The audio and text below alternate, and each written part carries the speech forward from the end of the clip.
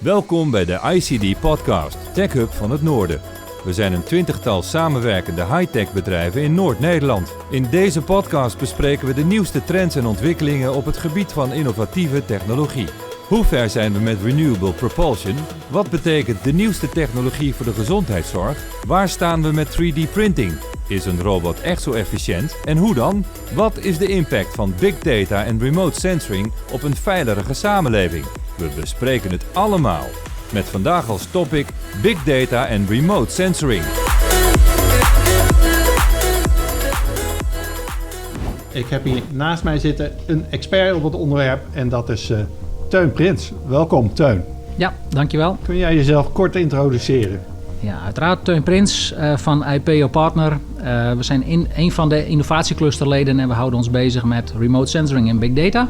Eigenlijk al meer dan 30 jaar en werken veel voor bedrijven in de Nederlandse maakindustrie om daar de IoT en de cloud-oplossingen te bouwen, zodat zij die wereldwijd weer in kunnen zetten om naar voorspelbaar onderhoud te kunnen bewegen. Nou, dat doen jullie al 30 jaar, zeg je.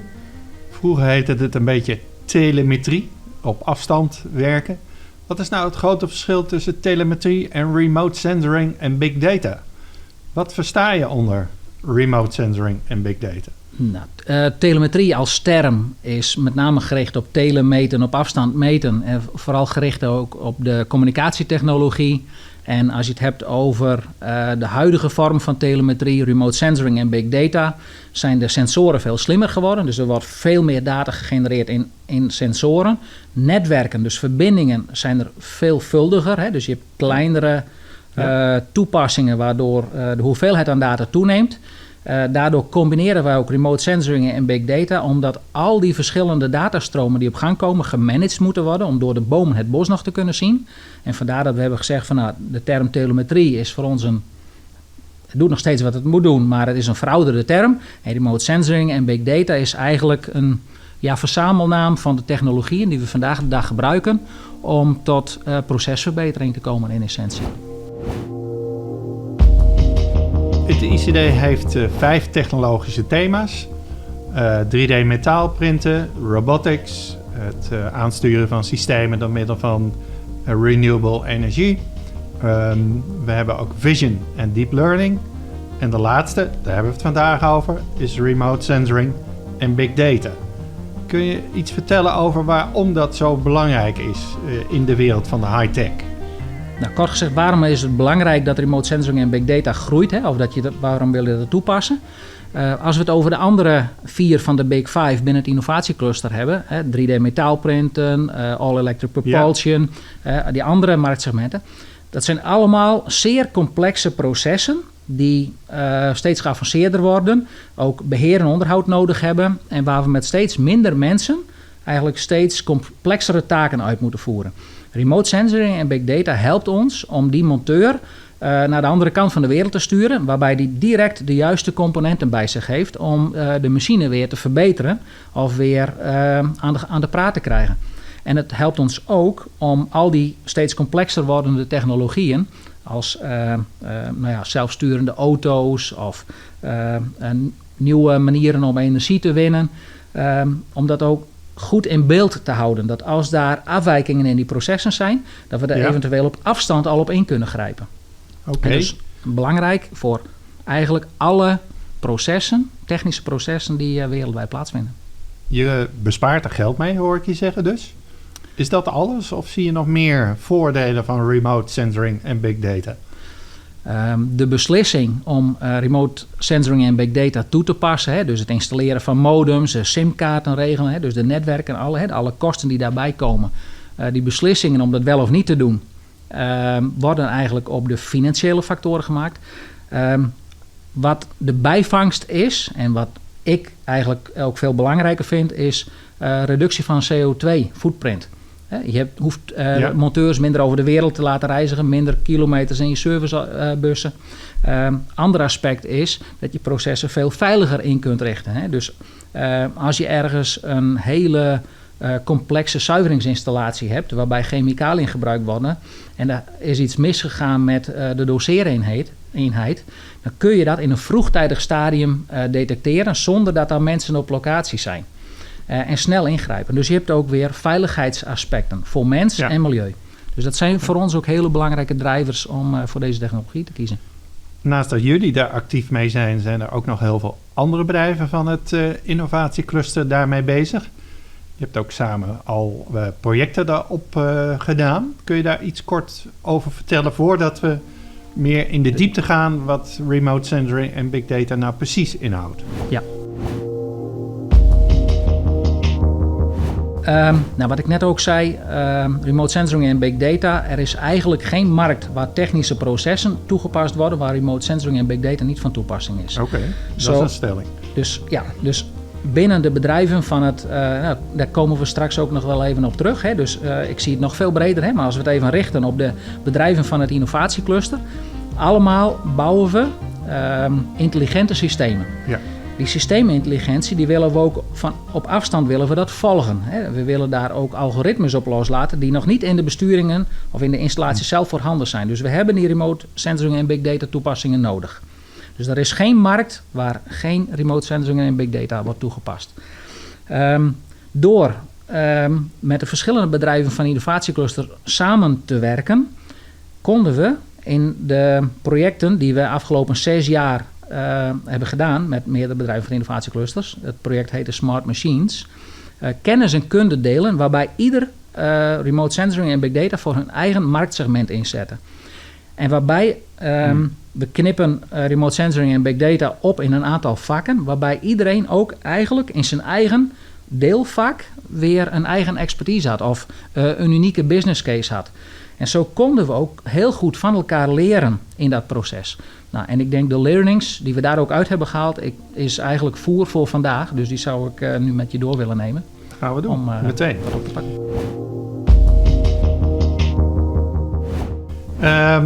Iedereen heeft het over remote sensoring en big data. Maar eigenlijk zitten daar een aantal stappen onder. En die zal ik even kort noemen. Sensoring, connectivity, collection, analyseren van data, informatie maken en uiteindelijk action, het handelen. Dit is de gebruikelijke volgorde. Maar eigenlijk moeten we andersom denken volgens mij. Klopt dat? Ja, correct. Ja. Leuk dat je dat zegt. Hè, want de technische volgorde is dat je begint bij sensoring en dan ga je uiteindelijk naar de actielaag toe. Hè, want ja, ik meet iets en ik zie een afwijking en daar moet een servicemonteur naartoe gestuurd worden. Maar dat pad daar naartoe, je moet eigenlijk eerst nadenken over van welke voordelen zijn er te behalen en waarom wil ik meten. En wat we tegenwoordig heel vaak zien is dat er wel heel veel data al is. Daar kunnen we wel iets mee. Maar er komen steeds meer metingen bij om het proces nog beter om nog beter grip op het proces te krijgen. Maar het begint met je business case aan het einde van die keten op de action laag. Wat ga ik doen en waarom doe ik dat? Oké.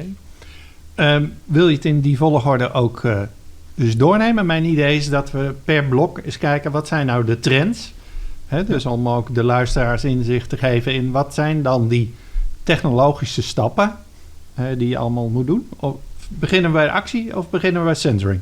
Wat is je voorkeur? Nou, ik zou voor willen stellen om de spanning op te bouwen. En dan bij de technologie te beginnen aan de basis. Ja. Bij de sensoring. En dan werken we langzaam toe naar de voorbeelden die in de actionlaag zitten. Hè, dus waar de besparingen op veiligheid opgehaald worden. Ja, opgehaald worden. En dan heb je ook, als we het daar dan over hebben en je bent wat minder bekend met deze materie in dit domein, dan kun je, als je deze inleiding dan hebt gehad, de verschillende technologische aspecten, dan kun je ook beter oordelen over de haalbaarheid en de omvang van de... Nou, dan beginnen we met sensoring. Het meten, uiteindelijk. Dus het ophalen van, laten we zeggen, metingen die uiteindelijk data komen. Teun, kun je eens vertellen wat zijn de belangrijke trends in dit deel deze jaar? Nou, laat ik daarmee beginnen dat we een hele fascinerende tijd leven in het algemeen. Omdat er heel veel technologieën die ooit aan NASA of zware defensieafdelingen, die hadden de exclusiviteit daarop. Ja. Die zijn nu een beetje mainstream geworden. Netwerktechnologie, de miniaturisering van elektronica, De beschikbaarheid van netwerken, dat we allemaal hele slimme computers op zak hebben. Dus de toegankelijkheid van technologie is heel erg groot geworden. En dat heeft voor een aantal effecten gezorgd. In de volle breedte.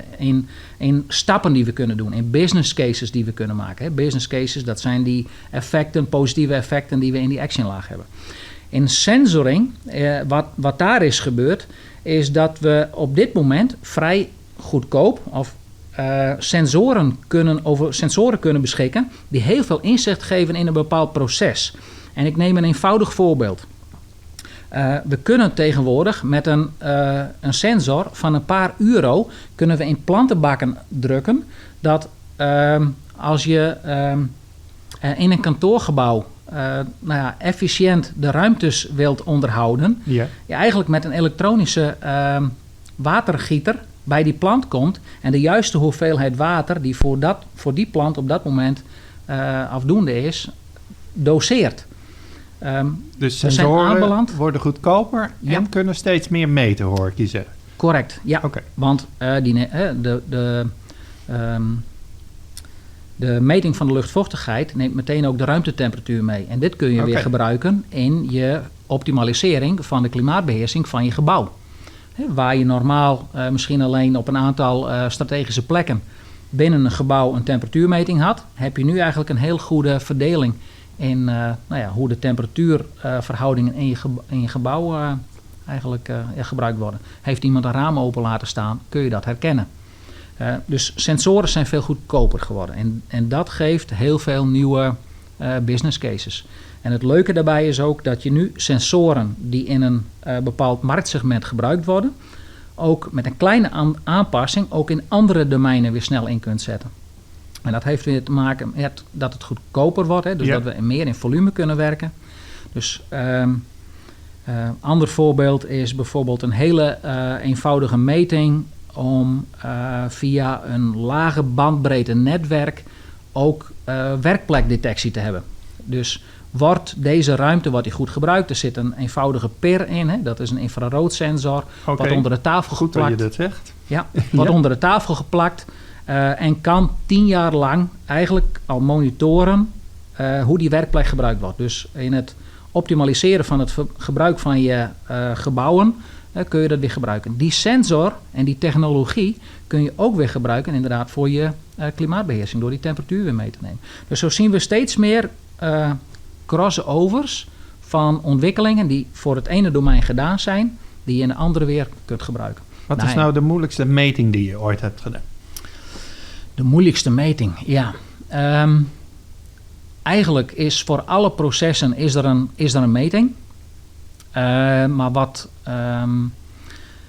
waar wij eigenlijk wel naar op zoek zijn, is dat het moment komt dat de meting van de kwaliteit van afvalwater in het 100 euro of 1000 euro bereik is gekomen. Okay. Nu, we in het coronatijdperk waarin we zitten, lezen we dus dat er in het afvalwater op de grote waterzuiveringen gemeten kan worden.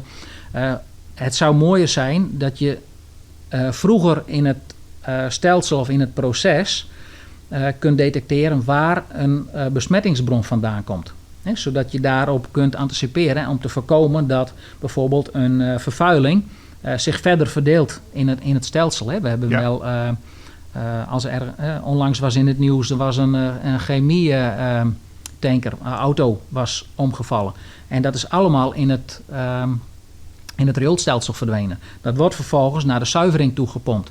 Als je met goedkopere sensoren, al zou het maar grof zijn, de kwaliteit van het afvalwater kunt meten en detecteert dat er vreemde stoffen in je afvalwater zijn ontstaan, dan stop je het proces daar en dan kun je direct ingrijpen op die afwijking. Nou, en eigenlijk zijn we nog steeds een beetje op zoek naar dat soort ontwikkeling. Daarvoor zitten wij als bedrijven dan ook weer heel dicht tegen instituten als Wetsus in Leeuwarden aan, om te kijken van wat voor ontwikkeling gebeurt daar. Nou heb je het volgens mij over metingen die uiteindelijk data opleveren. Er zijn natuurlijk ook sensoren die beelden opleveren. Daar zijn ook allerlei ontwikkelingen. Kun je daar iets over vertellen? In Tesla zit een LiDAR bijvoorbeeld. Ja. Hoe zie jij dat? Ja, beeld wordt ook, daar vindt die prijsdegradatie vindt daar plaats, waardoor heel veel nieuwe business cases aan het licht komen. Wij hebben nog heel veel processen waar voorheen een camera te duur was. Bijvoorbeeld een zuiveringsproces, waarin afvalwater door verschillende bakken geleid wordt. En iedere bak vindt een proces plaats, waar vaak wel iets te detecteren is als een schuimlaag. En die schuimlagen die zijn heel erg moeilijk te meten. Dus daar heb je geen goede sensoren voor. Waterniveau kun je met membraansensoren kun je echt wel redelijk goed het niveau detecteren, maar die schuimlagen die blijven moeilijk. Met een camera zou je dat wel heel goed kunnen doen. Kijk. Waar de schoen nog een klein beetje wringt, is dat de omgevingsfactoren voor licht niet altijd optimaal zijn. Een van de innovatieclusterleden is Zius in Gorredijk. Die maken machines om de dag- of dagdeelvoorraden van pillen in zakjes, die komen op groot rol te zitten. Die leiden ook die zakjes door een rol met daarop wat ze noemen een doom, waar je een geconditioneerde lichtomgeving hebt. Nou, die toepassing die leent zich daar heel goed voor. En voor veel industriële processen is het weer lastiger om dan met camerabeelden te werken op dat niveau. Okay. Maar het moment is niet... We zijn niet ver verwijderd van het moment dat we camerabeelden gebruiken om producten door een machine te zien gaan. We wisten waar die in de besturingscomputer waar die zich bevonden. Maar door er nu ook camera's op te richten, kun je ook bijvoorbeeld pakketjes over de machines van Spark Technologies worden nauwkeurig in de gaten gehouden. Ja. En een operator in het geval van storing kan heel nauwkeurig een instructie krijgen welk pakketje voor de verstoring heeft gezorgd, om die weer uit het proces te verwijderen en dan eigenlijk het proces weer op te starten. Okay. Dus camera is echt een technologie, een sensortechnologie, die we steeds meer zien komen. Oké. Nou, dan sluiten we even sensoring af. Dan gaan we naar het volgende bouwblok, dat heet connectivity. Daar gebeurt natuurlijk ook van alles. Op het gebied van wireless, contactloos of draadloos moet ik zeggen. Cybersecurity, noem maar op. Ja, daar benoem je eigenlijk het belangrijkste aspect. Hè. Connectivity is echt alweer een commodity geworden. Er zijn andere netwerken waar je nog gebruik van kunt maken, waardoor je data misschien nog goedkoper naar je cloud kunt halen of in je dashboards kunt krijgen. Maar cybersecurity is wel een aspect dat de laatste jaren veel belangrijker is geworden. Dus onlangs weer in het nieuws dat een van de grote telecomproviders in Nederland weer plat lag. We zijn er ook steeds afhankelijker van. Wat de reden daarvan is dat ze uitgevallen zijn, dat weten we niet. Hè? Maar krijgen we misschien ook niet te horen. Maar, ja. Dus connectivity, er zijn al heel veel mogelijkheden. Het is ook, net als in de andere marktsegmenten, je kunt voor een goede prijs, waarbij je een business case hebt om je procesverbetering door te voeren, kun je al verschillende netwerken gebruiken, maar waar je goed over na moet denken op het moment dat je data naar binnen haalt, hoe haal ik het binnen en hoe gebeurt dat veilig? Wie kunnen daar eventueel bij? Hoe zijn eventueel een VPN of een APN ingericht? Dat zijn de virtuele private networks. Zijn de berichten die daarover gaan, zijn die wel voldoende versleuteld? Wat voor communicatiemethoden gebruik je? Het ouderwetse kabeltje, hoe belangrijk is dat nog? Het is niet alleen wireless, maar ook wired. Ja, mijn persoonlijke stelling is bekabeld als het kan. Maar het comfort van het draadloos werken wordt steeds groter. Okay. En je moet ook kijken naar van hoe is mijn proces ingericht. En als je comfort hoger is dan je risico, dan ga je voor comfort. En dan hoeft het niet een kabel te zijn, want dat is dan overkill. Maar zorg voor voldoende veiligheden in je totaaloplossing. Van hoe haal ik mijn data binnen? Ben ik afhankelijk van die verbinding? Of is het systeem in staat om een bepaalde periode autonoom te kunnen functioneren? Dus dan hoef ik geen redundante verbindingen op te bouwen. Is het dat niet en is het risico op falen groter, dan zorg je voor een redundante verbinding op een ander netwerk. Oké. Een ander netwerk hoeft niet per se te betekenen dat je 2 modems of andere modemtechnologieën gebruikt. Een eenvoudige truc, een geheim van de smid, wat je zou kunnen gebruiken. Nederland heeft op dit moment 3 leidende netwerken, leidende telecomnetwerken. Op het moment dat je een buitenlandse simkaart gaat gebruiken in je installatie, zal bij uitval van het ene netwerk de simkaart automatisch het netwerk van de andere overnemen. En dus dat zijn ook alweer mogelijkheden om redundantie in je systeem. En betrouwbaarheid van het systeem te bevorderen. Ja. Oké. Dus connectivity. Hebben we dan alle trends rondom connectivity gehad of missen we er nog een? Nou, een ontwikkeling die nu gaande is 5G. Hè? Dus nog niet volledig in Nederland omarmd en voorhanden. Hè? We draaien nog voor een belangrijk deel op 4G.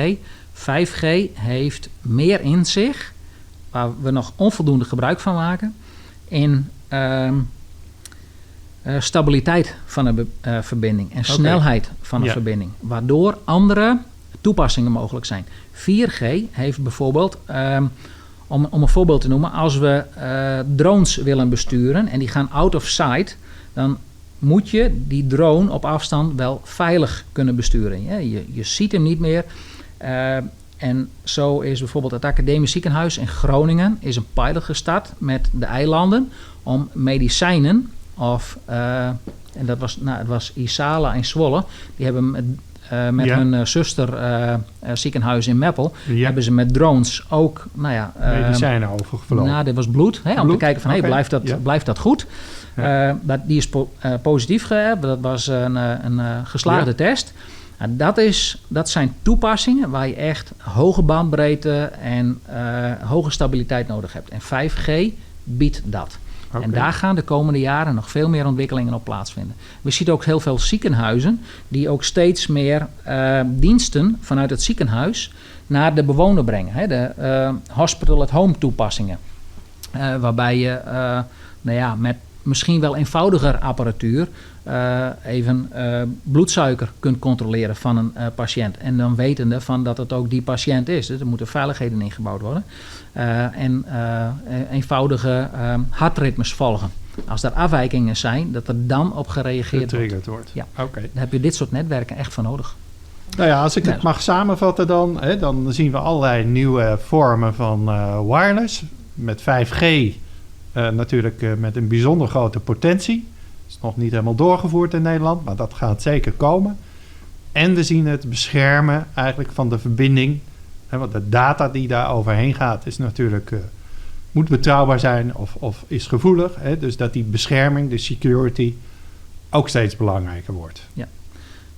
Wil ik nog aan toevoegen dat de corona, hoe rotziekte het eigenlijk ook is, er in de afgelopen 2 jaar wel voor gezorgd heeft dat digitalisering een vlucht genomen heeft. Dus de systemen die zijn steeds beter ingericht. Ja. En we zijn er ook steeds meer gaan gebruiken, waardoor er door de grote techbedrijven ook meer financiën vrijgemaakt konden worden voor versteviging van die infrastructuur. Dus in acceptatie is cybersecurity minder een issue geworden. Dus, want de bewustwording is groot. En we weten dus nu ook door het comfort wat we ervan hebben gehad in de afgelopen periode met veel thuiswerken en al veel remote moeten werken. Dus dat zijn echt een plus. Een van de weinige voordelen van deze periode. Absoluut. Ja. Oké, dan hebben we, op een gegeven moment aan de andere kant komt data uit, maar dat is niet zomaar informatie. Want dat is nogal een verschil volgens mij. Hoe zie jij daar de ontwikkelingen? Wat zijn daar de trends op dit moment? Ja. Daar gebeurt heel veel. In het binnenhalen en verzamelen van informatie. Er zijn heel veel database systemen die zich daarop richten, op het verzamelen van data. En daar zijn vele wegen die naar Rome leiden. Heel veel tools die aangeboden worden door de grote techfabrikanten. Zoals een AWS van Amazon of een Microsoft met Azure. Daar hebben wij nog niet altijd de one-stop shops gevonden. Er blijft heel veel maatwerk nodig. We maken wel slim gebruik van eigenlijk 2 database systemen. Heel bewust. Omdat de data die op ons afkomt op dit moment is eigenlijk ongestructureerd. Dus we weten wel wat er op ons afkomt. Maar het verandert in de tijd. En in de tijd is jaren. Dus wat je nu hebt ingericht, kan volgend jaar heeft het een paar bitjes of bijtjes extra. Of er valt iets af. En die flexibiliteit over een lange periode, sensor erbij of eraf, of dan sensor met net meer iets intelligentie. Dus dat er eigenlijk 2 gegevens of 2 informatiebronnen in 1 pakketje verpakt zitten. Want dat was dan handiger voor de embedded elektronica. Dus daar vinden heel veel grillige ontwikkelingen plaats. En dat gebeurt. En dat zal ook nooit veranderen. En dat moet ook niet. Dat hoeft ook niet. Daar hebben we gekozen voor een MongoDB. Daar zou je bijvoorbeeld ook een Hadoop of andere oplossing voor kunnen pakken. Maar MongoDB is een database systeem waarin je ongestructureerde data kunt verzamelen. Wij bouwen daar weer mechanismes op om uit die gestructureerde data weer gestructureerde data te maken. Om een getalletje van 1000, om daar bijvoorbeeld dat weer om te rekenen naar een eenheid, dat 10.0 bar is, als een druk op een leiding. En op het moment dat je het genormaliseerd en gevalideerd in een database hebt staan, dan heb je data van kwaliteit waar je weer processen mee aan kunt sturen. En hier komt ook kunstmatige intelligentie om de hoek volgens mij langzaam. Artificial intelligence, of zie ik dat verkeerd? Ja, zit bij ons, zou kunnen. Daar liggen wel mogelijkheden voor artificial intelligence. Maar artificial intelligence zit met name aan de analysekant. Want dan zijn de gegevens, die zijn al gevalideerd en er is een eenheid aangekoppeld. En dan ga je er informatie van maken. Slimme informatie. Ja, en kunstmatige intelligentie helpt ons daar om nieuwe inzichten te verwerven vanuit die datastromen die op ons afkomen. Kun je daar een voorbeeld van geven? Van zo'n voorval, dat je zegt van daar heeft het ons geholpen? Iedere dag. Wij verzamelen al meer dan 30 jaar data van objecten in de openbare ruimte bij Nederlandse gemeenten. Ja. En al 30 jaar zijn onze klanten toppie tevreden. Want het systeem doet wat het moet doen. Als er een storing is, komt die storing binnen en dan volgt er een piepje. Iemand krijgt dat binnen op een app of een mailtje en die rijden naartoe en lossen de storing op. Doordat we nu kunstmatige intelligenties zijn gaan toepassen op die data, we hebben een soort van digital twin gemaakt van die objecten in de openbare ruimte. Ja. En nu kunnen we al die objecten met elkaar vergelijken. Waar het voorheen duizenden individuele installaties waren, is het nu een soort van een object. En nu kunnen we ze met elkaar vergelijken. En van de een doet het beter dan de andere. Dat soort dingen kun je nou allemaal zien. En als er storingspatronen op 1 locatie zijn geweest, kun je die weer op andere projecteren. En dan kun je dreigende storingen weer voorkomen. En dat is zo'n voorbeeld. Doordat we alle data genormaliseerd hebben.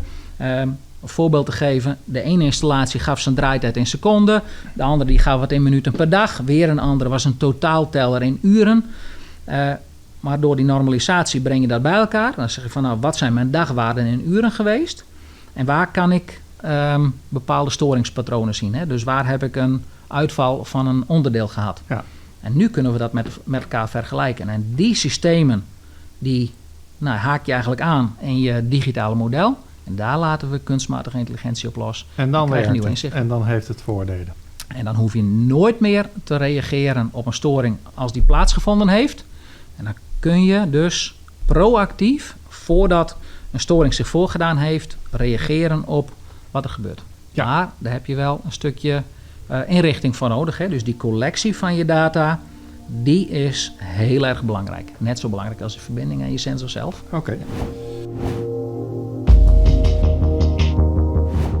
Nou, dan gaan we eigenlijk alweer naar het volgende bouwblok. En dat is dashboarding. Je zei het al, je krijgt een mailtje of je krijgt een appje. Je kan op je smartphone iets krijgen of op je tablet of een groot control room. Ja. Dus de presentatie van informatie begint ook steeds belangrijker te worden. Kun je daar eens wat over vertellen? Hoe gaat dat? Hoe gaat het? Daarbij moet je iets in je achterhoofd hebben. En ik heb een aantal tegeltjes achter mijn bureau hangen. Een van die tegeltjes is meten en weten. En daar hangt een tegeltje naast. Maar weet wat je meet. Die is wel heel belangrijk. Die wordt vaak vergeten, maar die 2 tegeltjes horen bij elkaar. Dus proceskennis is heel belangrijk. Heel belangrijk, ja. Vertel. Nou, maar dat verdwijnt langzaam, dus we proberen dat wel in de systemen in te bouwen. Hè. Dus vandaar ook dat we aan die digital twin technologie werken. Om de modellen vast te leggen dat wat vroeger die monteur in die garage, als je met de auto binnenreed en hij hoorde iets rammelen, zei dan moet je dat onderdeel even vervangen. Ja, die monteur is er niet meer. Het moet nu allemaal met een stekkertje uitgelezen worden. Dus domeinkennis is belangrijk, maar waar bijvoorbeeld 1 persoon vroeger verantwoordelijk was voor 20 installaties, had hij het overzicht wel. Want dat gebeurt nooit in één keer. Maar de hoeveelheden installaties en aspecten die daaraan gekoppeld zijn, die worden steeds groter. En wat we doen met het bouwen van dashboards, is dat je eigenlijk altijd een lijstje krijgt, en mijn voorkeur heeft van een maximaal met 5 punten. Dit zijn je top 5 van installaties die informatie of die aandacht van jou nodig hebben. En dan heb je dus een top 5 en dan kun je nog een getal aan koppelen. Want met 95% zekerheid zal die binnen 3 maanden uitvallen. Dan wil ik altijd dat systeem wantrouwen.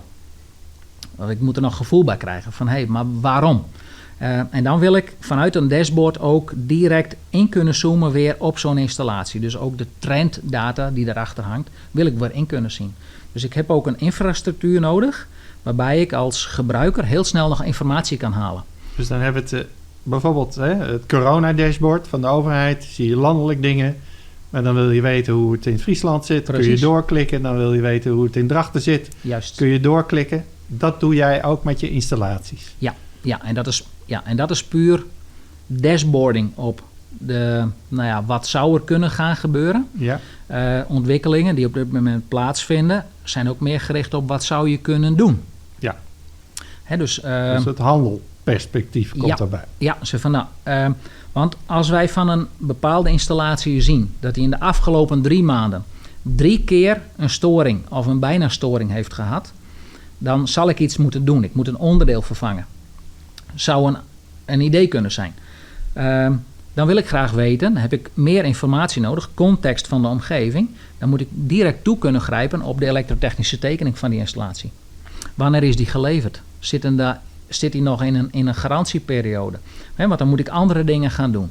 En op dit moment zijn wij, als we het hebben over remote sensoring en big data, hebben we het over.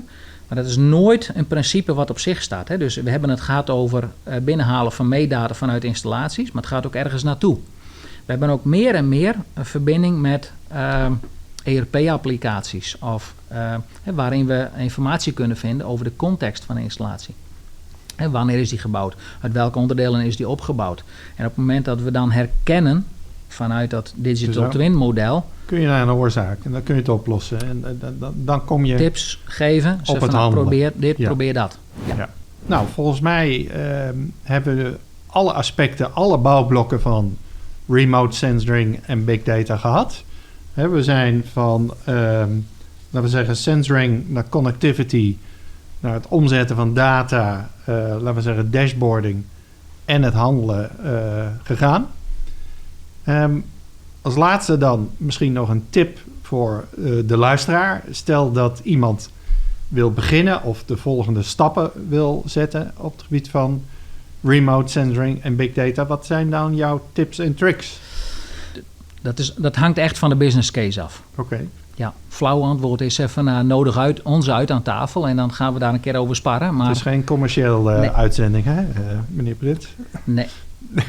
De tips en tricks. We hebben een IoT canvas ontwikkeld. Ja. Die zou je kunnen downloaden van de website van het innovatiecluster. Het IoT canvas is een beetje gericht op wat je gewend bent van het business model canvas. Ja. En alle stappen van sensoring, connectivity, collectie, analyse en action zijn daarin benoemd. Print je uit op een A3 of een groter vel en dan begin je gewoon met ideeën verzamelen. Van welk netwerk kies ik, welke sensoren heb ik, waarom wil ik die? En ga gewoon lekker tekenen en haal er ook mensen even bij die niet direct met jouw domein te maken hebben. Dus iemand die wat meer verstand heeft van netwerktechnologie. Andere zit wat beter in de embedded elektronica. We gaan met gewoon wat verschillende mensen een keer rondom zo'n IoT canvas. Technologisch sparren. Ja, spelen van wat kan ik? En er zit een hele kleine handleiding bij van waar moet ik rekening mee houden van wat is de huidige stand van zaken qua technologie, waar gaat het mogelijk in de toekomst naartoe. Dus een hele kleine risk assessment die je daarin mee moet nemen van de keuzes die ik nu maak, waar staan we over 5 jaar. Maar ik denk dat dat een hele goede start is als je iets met IoT wilt gaan doen. Nou, dit canvas hebben we binnen het cluster ontwikkeld en kan gedownload worden vanaf de website van het cluster. Oké. Nou, dankjewel Teun voor deze heldere uitleg. Mooi dat we op deze manier een van de eerste podcasts hebben mogen doen. De vervolgpodcasts gaan hopelijk over de andere thema's binnen het cluster. Dus 3D metal printing, vision en deep learning, robotics en renewable propulsion. Dus we hopen in ieder geval dat de huidige luisteraars ook getriggerd zijn om die afleveringen mee te gaan luisteren. Dankjewel voor de komst naar de studio en we spreken elkaar. Ja, graag gedaan. Bedankt voor het luisteren. Vergeet ons niet te volgen en te liken. Als je vragen of opmerkingen hebt, horen we dat natuurlijk graag.